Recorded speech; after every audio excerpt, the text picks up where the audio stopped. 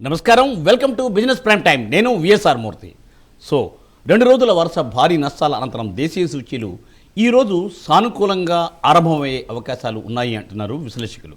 విదేశీ మార్కెట్ల సానుకూల సంకేతాలు ముడిచముల ధరలు కాస్త తగ్గడం ఇందుకు సహకరించవచ్చునని వారి అంచనా. మరి 2025-26 ఆర్థిక సంవత్సరం చివరి ట్రేడింగ్ రోజు సోమవారం భారత సూచీలు భారీ నష్టాలతో ముగించిన విషయం మీకు తెలిసిందే.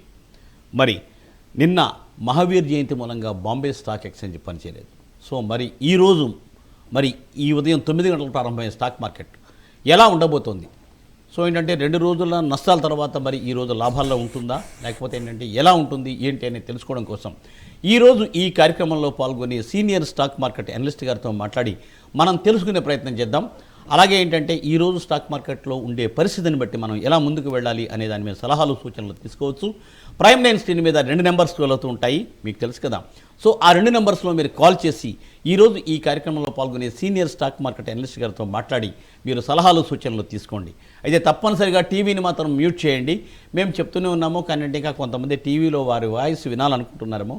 తప్పనిసరిగా అయితే ఏంటంటే సార్ మీరు వీడియో ఉంటుంది, వీడియో ఉన్న తర్వాత వీడియో వింటే మీకు మీ వాయిస్ వినపడుతుంది. మీరు ఈ మధ్యలో లైవ్ ప్రోగ్రామ్ కాబట్టి ఇది ప్రత్యక్ష ప్రసారం కాబట్టి తప్పనిసరిగా ఏంటంటే మీరు మ్యూట్ చేస్తేనే మీకు ఏంటంటే ఇక్కడ కరెక్ట్గా వినపడుతుంది. అనలిస్ట్ గారు క్లియర్గా మీకు ఇన్ఫర్మేషన్ చెప్పగలుగుతారు. సో దయచేసి మాకు సహకరించండి. అలాగే ఏంటంటే బ్లూటూత్లో కూడా దయచేసి మాట్లాడద్దు, డైరెక్ట్ మొబైల్లో మాట్లాడండి. మీకు చక్కటి సలహా సూచన ఇవ్వడానికి ప్రైమ్ లైన్ ఎప్పుడు మీ వెంట ఉంటుంది. సో మరి ఈరోజు ఈ కార్యక్రమంలో పాల్గొనే స్పెషల్ గెస్ట్ గారిని పరిచయం చేస్తాను. Shri Prabhu Malampati garu. Sir good morning. Very good morning sir. Yes sir, welcome to the program Prabhu garu. Thank you for calling. Yes sir మరి నిన్న మహావీర్ జయంతి, స్టాక్ మార్కెట్లో సెలవు సార్. మొన్న 2 రోజులు నష్టాల్లో ఉన్నాయి. మరి ఈ వేళ ఎలా ఉండబోయే అవకాశం ఉంది సార్? ఎట్లా ఉంటుంది? January worst, February very worst, March too worst. ఎంత అంటే 200 days డిఎంఐ కిందకు వచ్చేసినాయి. అందుకే ఒక రకంగా this is the right time to investments. ఇక నుంచి ఎక్కడో చోట పడాలి, ఫుల్ స్టాప్ ఎండ్ పడాలి. దేనికి? స్ట్రైట్ ఆఫ్ హార్మూజ్ కానీ వార్ కానీ. ఆయన ట్రంప్ ఇప్పుడు మెయిన్ ఇంపార్టెన్స్ వార్ మీద ఇస్తున్నాడు, స్ట్రైట్ ఆఫ్ హార్మూజ్ ఇవ్వట్లేదు. దీని మీద కాన్సన్ట్రేట్ చేసి దీన్ని తొందరగా ఆపాలనే ఉద్దేశం చూస్తున్నారు. మనకి మెయిన్ ఏంటి? స్ట్రైట్ ఆఫ్ హార్మూజ్ ఓపెన్ అవ్వాలి, క్రూడ్ ఇంపార్టెంట్. సో దాని ఎఫెక్ట్ బాగా పడుతుంది. వాళ్ళు ఎందుకంటే 2 లక్షల దాకా దాదాపుగా వాళ్ళు కలెక్ట్ చేస్తారంట. సో అది ఒక షిప్కి, అంటే అది ఛార్జెస్ ఎక్కువైపోతాయి. సో మెయిన్ అది ఉంది కాబట్టి మనకి స్ట్రైట్ ఆఫ్ హార్మూజే ఇంపార్టెంట్. ఏది ఏమైనా 300 points Nifty, gift Nifty 300 points చూపిస్తోంది. ఇది నిలబడుతుందా లేదా? ఎందుకంటే యుఎస్ మార్కెట్స్ అన్నీ కూడా పర్వాలేదు. ఎప్పుడైతే చెప్పారో వార్ని కొంచెం ఇది చేస్తున్నాం అన్న నేను రెడీ, అవతల వాళ్ళు కూడా కొంచెం రెడీ అన్నట్టున్నారు. Foreign minister, Iran foreign minister. So అనుగుణంగా ఈ పాజిటివ్ వైబ్స్ వస్తున్నాయని అని మొత్తం అక్కడి నుంచి యూటర్న్ తీసుకుంది. క్రూడ్ అయితే దడ్ పడింది నిన్న. So that's the main. ఇంకా పడాలి 60 to 80 మధ్యలోకి రావాలండి. 60 కిందకు వస్తే బెస్ట్. 60 నుంచి పెరిగింది అది యాక్చువల్గా. సో డెఫినెట్గా మనకి మంచి తరుణం వస్తుంది. ఎందుకంటే కొత్త సిరీస్ స్టార్ట్ చేసాం. ఈ 3 నెలలు ఎంత జరగాల్సిందో అంత జరిగింది.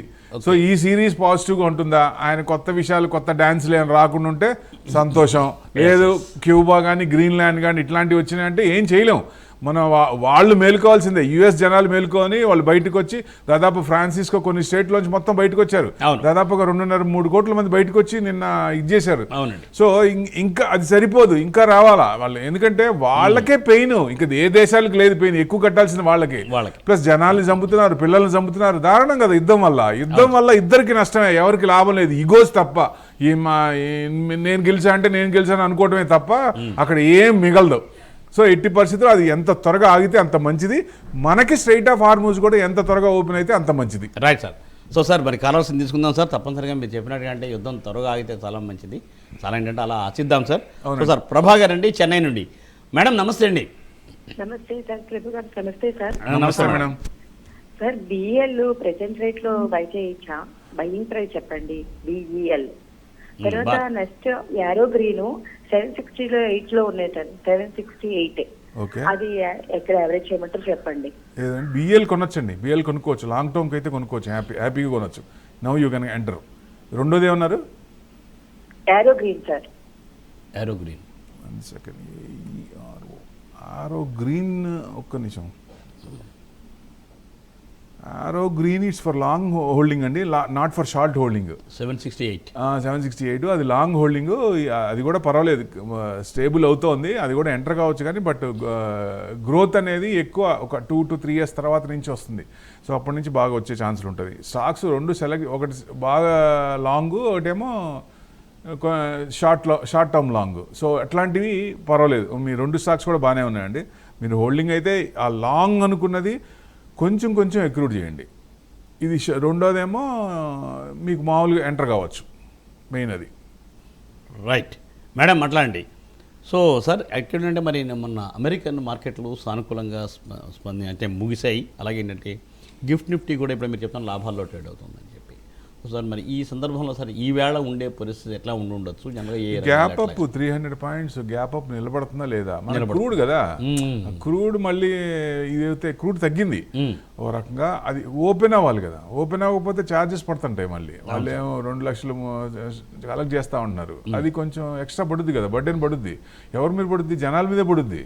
అంతే కదండి. సో ఇప్పుడు కూడా యుద్ధం చేసి ఆయన ఏం చేస్తున్నాడు, ఆ జీసీసీ కంట్రీస్ మీద నేను కలెక్ట్ చేస్తాను, ట్యాక్స్ ఎక్కువ కలెక్ట్ చేస్తాను, ఆయిల్ కంట్రీస్ మీద అంటున్నాడు ఆయన. అంటే యుద్ధం చేసింది మీరు, కలెక్షన్ చేసేది ఎక్కడండి? జనాల నుంచా? అంటే జనాల్ని అన్యాయం అయిపోవాలా? అంతే కదా. ట్రంప్ ఆలోచనలు ఇలా ఉంటాయి. సో మేము యుద్ధం చేసి నష్టం చేసి జనాల్ని జావగొట్టి పిల్లల్ని చంపేసి ఇప్పుడేమో ఆ ట్యాక్స్ అంతా ఈ బత్తి ఎక్కడ యుఎస్ జనాలకి మసిపూసి మారేడుకాయ చేయడానికి నేను అక్కడి నుంచి ఆ డబ్బులన్నీ కలెక్ట్ చేసుకుంటా అంటారు. నష్టం ఎవరికి భరిస్తారు మరి? ప్రాణాలు ఎవరిస్తారు ఆయనకి? చిన్నపిల్లల్ని 165 మందిని స్కూల్లో ఆడపిల్లల్ని చంపారు. మరి అది ఎవరి సమాధానం చెప్తారు? అది దారుణం కదా. 10:30కి స్కూల్ స్టార్ట్ అవుతుందని తెలుసు, మీరు ఏతో టార్గెట్ చేసి ఎలా చంపారు? మీరు స్కూల్లో పిల్లలు ఉంటారని తెలిసి మీరు నైట్ అంటే అది వేరే విషయం, 10:30కి పెట్టారంటే ఓకే ఫైన్, సెన్సేషన్ కోసం అంటే వేరే విషయం. అవును, పిల్లలు ఉన్నప్పుడు ఎందుకు చేశారు? ఇది మెయిన్. అసలు అది కోపం వస్తుందండి బాగా. అది అట్లా మరి దారుణం కదా. యుద్ధం అంటే మన మోడీ గారు కూడా అనేది అదే కదా, యుద్ధం ఎందుకు, కూర్చొని మాట్లాడుకోండి. ఇప్పుడు మాట్లాడుకుంటే ఏదో ఒక సిచ్యువేషన్ లో ఏదో ఒక టైంలో ఎముకబుల్ గా సెటిల్ అయ్యే అవకాశాలు ఉంటాయి. అంతేగాని యుగోస్ మీద పోతే ఎక్కడ బూడిదే మిగులుతుంది, ఏం మిగలదు. ఇప్పుడు యుఎస్ పరిస్థితి చూడండి, $40 trillion అబౌవ్ డెట్ అయిపోయి ఉంటుంది.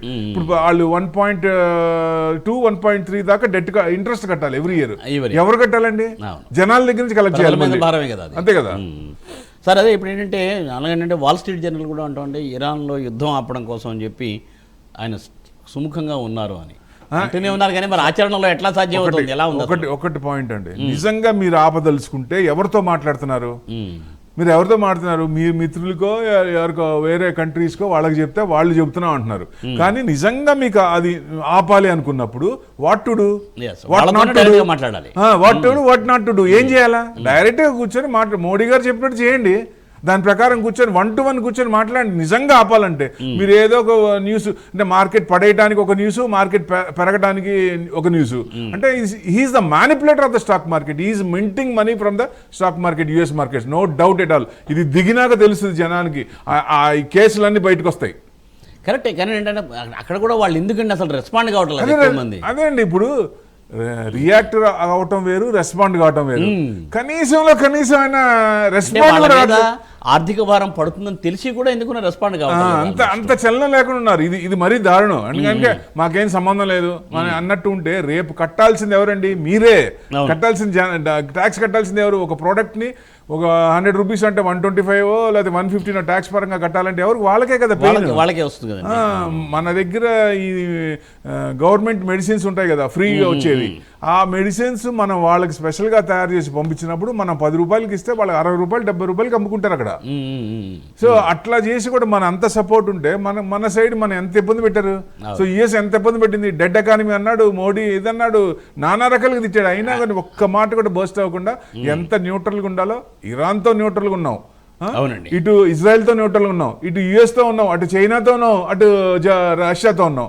మరి అంతకంటే ఏం కావాలండి? So he's right, 100% right. Definite గా వారు ఎట్టి పరిస్థితులు ఆగిపోవాలి, అందరికీ శుభసూచకం అది. నెక్స్ట్ ఆ రోజు 1000 పాయింట్లు పెరుగుద్దండి. చూడండి, వారు ఆగిపోయిందని రోజు 1000 పాయింట్లు ఈజీగా పెరుగుతుంది. మామూలుగానే 500 పాయింట్లు వస్తుంది కదండి. నిన్నటి హై నుంచి వాళ్ళకి లో అయినా, నిన్నటి లో నుంచి వాళ్ళ హై కన్నా 500 పాయింట్స్ వస్తుంది, ఏ రోజు చూసినా స్టార్టింగ్ నుంచి మళ్ళీ 500 మళ్ళీ పాయింట్స్ వస్తుంది. కాబట్టి న్యూస్ వచ్చిన రోజు 1000 పాయింట్స్ పెరిగే ఛాన్స్ ఉంటుంది. So straight of Hormuz open చేసినప్పుడు కూడా మంచి ఏషియన్ కంట్రీస్ కి మంచి శుభసూచకం, అది మనం ఆశించాలి ముందు. తప్పనిసరిగా సార్ మరి అంటే ఇప్పుడు జనరల్గా డిఫెన్స్ స్టాక్స్ అన్న చూడొచ్చా ఏంటి పొజిషన్? డిఫెన్స్ స్టాక్స్ యూరోపియన్ కానీ యూకే కానీ మిడిల్ ఈస్ట్ నుంచి కానీ ఆర్డర్స్ ఇప్పుడు నాకు సంబంధం లేదు మీరు పెట్టుకోండి అని చెప్పాడు కదా. సో వాళ్ళు జీడిపిలో పర్సెంటేజ్ పెంచుకుంటూ పోతున్నారు. ఆ ఆర్డర్స్ ఎక్కడికి ఇస్తున్నారు? బీడీఎల్, హెచ్ఏఎల్, వీటి మన కంపెనీస్కి ఇస్తున్నారు. సో డెఫినెట్ గా ఆర్డర్స్ వచ్చంగానే ఇల్లు అలగ్గానే సంబడం కాదంటారు కదా, అది వచ్చిన ఆర్డర్ ని కంప్లీట్ చేసి అప్పుడు దాని మీద ప్రాఫిట్స్. సో మనం 3 to 5 years హోల్డింగ్ పెట్టుకుంటే డిఫెన్స్ స్టాక్స్ మంచి రిటర్న్స్ వచ్చే ఛాన్స్ ఉంటుంది. దాంతో పాటు రైల్వే స్టాక్స్ లాంగ్ టర్మ్ అవి కూడా మంచిగా వస్తాయి. ఎందుకంటే అన్ని ట్రైన్స్ కూడా పాత బూజు పట్టిపోయిన కోల్ ఉన్న ట్రైన్స్ మొత్తం తీసేస్తున్నాం. సో డెఫినెట్ గా ఎలక్ట్రిక్ ఇది వస్తున్నాం. సో అది మంచి తరుణమే కదా డెఫినెట్ గా. సో ఇంకా ముందుకెళ్తే గ్రీన్ ఎనర్జీ ట్రైన్స్ కూడా రావాలి. సో బుల్లెట్ ట్రైన్స్ వస్తున్నాయి, అవి కూడా వస్తాయి. సో మార్పులు అనేది ఇదివరకు లాగా ఒక దశాబ్దం పట్టదండి. ఎట్టి పరిస్థితుల్లో మార్పులు అతి తొందరలోనే వస్తాయి. చేంజెస్ అనేది ర్యాపిడ్ చేంజెస్ వస్తాయి, అది మనం గమనించాలి. ఆ ర్యాపిడ్ చేంజెస్ లో ఏ సెక్టార్ ముందుకెళ్తున్నాయి? ఇప్పుడు సోలార్, ఈవీస్, చిప్ టెక్నాలజీస్, ఇట్లాంటివి, డిఫెన్స్, రైల్వేస్ ఇట్లాంటివి ఉంటాయి. మంచి సెక్టారు. అలాంటి వాటిల్లో లాంగ్ టర్మ్ పెట్టుకొని ఉంచుకోండి మంచి ఈసారి. ఎందుకంటే కోవిడ్ లో 40% పడింది, తర్వాత ఎంత పెరిగిందంటే 168% పడింది. ఇప్పుడు మనం ఎంత పడ్డాం? 15% పడ్డాం, రైట్? టరీఫ్లు స్టార్ట్ అయినప్పుడు 20% పడింది. తర్వాత 68 months లో ఎంత పెరిగిందండి? 44% పెరిగింది. So the sea the difference. ఈ డౌన్ ఫాల్ ని ఉపయోగించుకోండి అంటారు. అవకాశం కాబట్టి డబ్బులు ఉంటే మంచి ఉపయోగించుకోవాలి. మార్కెట్ జోదం ఉంటారు. మార్కెట్ జోదం కాదు, చూసే యాంగిల్ బట్టి, చూసే వాళ్ళ ఒపీనియన్ బట్టి ఉంటుంది. ఇది ఇంట్రాడే కాదు, ఇది డెలివరీ బేస్. మనం బ్యాంక్ లో పెట్టుకుంటే 6% కూడా రాదు, ఇక్కడ 20 to 30% మినిమం రావాలి. అదృష్టం ఉంటే ఎంతైనా రావచ్చు. 40 rupees షేర్లు ఎంత పెరిగినాయండి?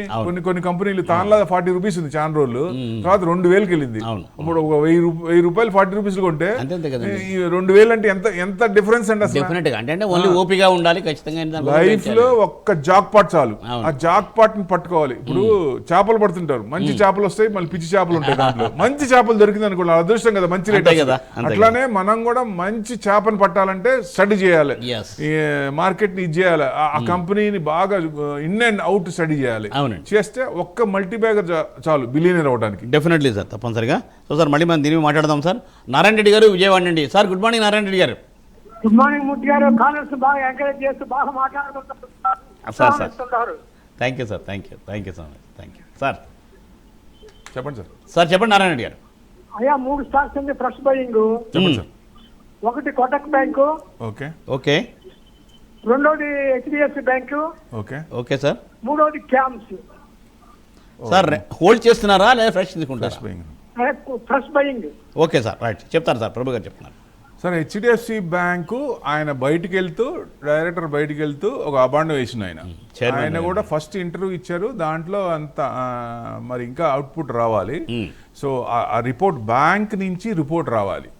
ఇక్కడ ఏం లేదు అంటే వాల్యూస్కి కంపెనీ దానికి నాకు పొసగట్లేదు, అందుకే నేను బయటకు వచ్చాను అన్నారు.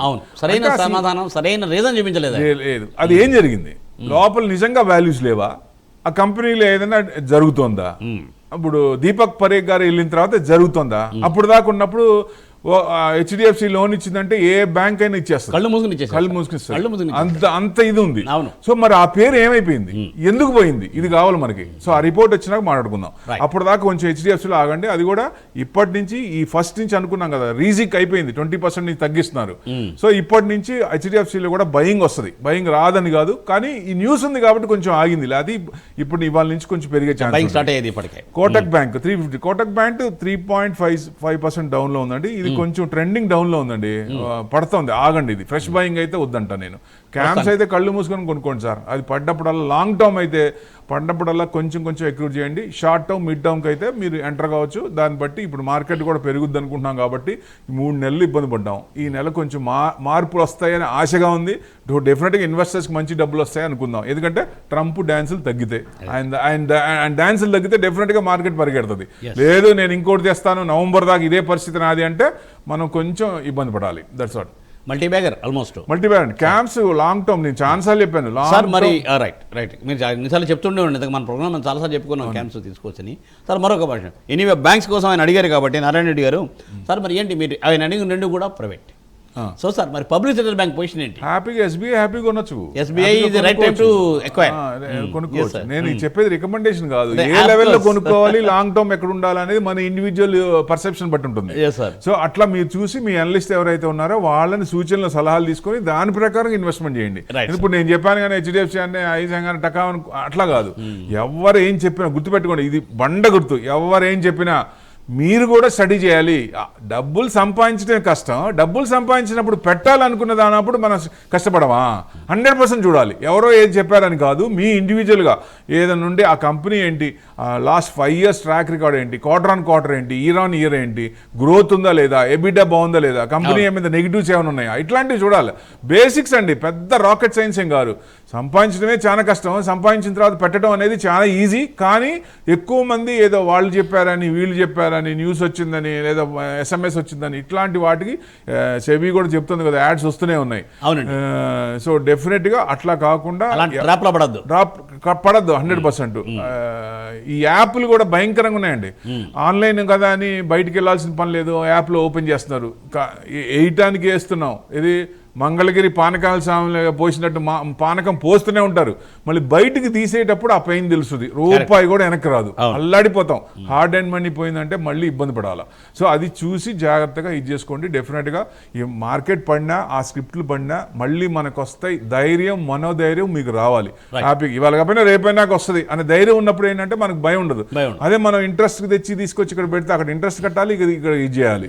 ఫ్రీ క్యాష్ ఏదైతే ఉందో అదే పెట్టండి. హ్యాపీగా మల్టీ బ్యాగర్స్లో పెట్టండి. ఇది రైట్ టైము, మంచి టైము.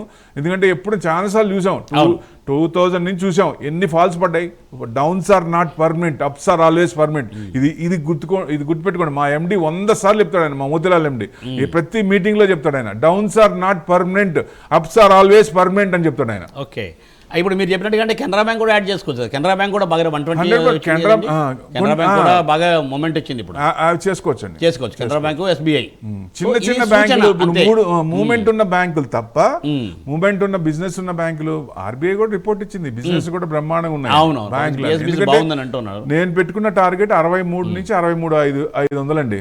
అక్కడ దాకా ఎట్టి పరిస్థితుల్లో వచ్చే అవకాశాలు, ప్రాబిలిటీస్ ఎక్కువ ఉన్నాయి. రైట్, తప్పనిసరిగా సార్ మీరు చెప్పినట్టుగా ఏంటంటే బ్యాంక్ నిఫ్టీ అంత 63,000 ప్లస్ టచ్ చేయాలి తప్పనిసరిగా. సో సార్ ఇవాళ కూడా మార్కెట్ ప్లస్లో ఓపెన్ కావాలని ఆశిస్తూ థ్యాంక్ యూ ప్రభా గారు. Thanks for joining for today's live program and give valuable advises. సో చూసారుగా, ఇది ఇవాళ బిజినెస్ ప్రైమ్ టైం. మళ్ళీ రేపు ఉదయం 8:30 ప్రసారం అయ్యే బిజినెస్ ప్రైమ్ టైంలో ప్రభు గారితో మాట్లాడే ప్రయత్నం చేద్దాం. చూస్తూనే ఉండండి ప్రైమ్ 9. నమస్తే.